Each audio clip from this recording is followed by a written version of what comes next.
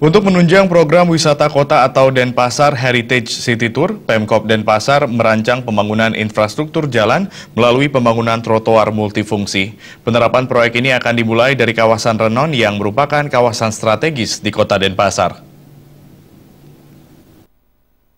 Multifungsi nantinya tidak hanya diperuntukkan bagi drainase, tapi juga bisa dimanfaatkan sebagai tempat jogging dan bersepeda.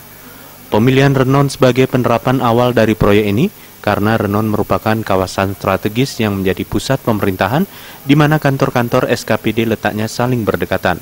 Dan keberadaan trotoar multifungsi tersebut dirancang menghubungkan satu kantor dengan kantor lainnya. Anggota DPRD Bali asal daerah pemilihan Denpasar Anak Agung Ngurah Adi Ardana menilai Denpasar sangat membutuhkan trotoar multifungsi. Keberadaan trotoar multifungsi bukan sebatas pada fungsi awalnya saja, tetapi sekaligus dapat mendukung program wisata kota atau Denpasar Heritage City Tour. Seperti diketahui, trotoar yang berada di sepanjang paket wisata kota kondisinya masih perlu mendapatkan perhatian.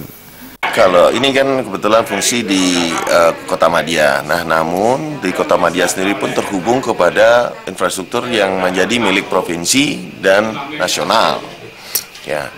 Ini kepentingannya jelas sangat baik. Kita harus mulai mendukung hal tersebut. Nah, memang selama ini yang terjadi ketimpangan adalah memang berada di infrastruktur yang milik dari provinsi dan nasional.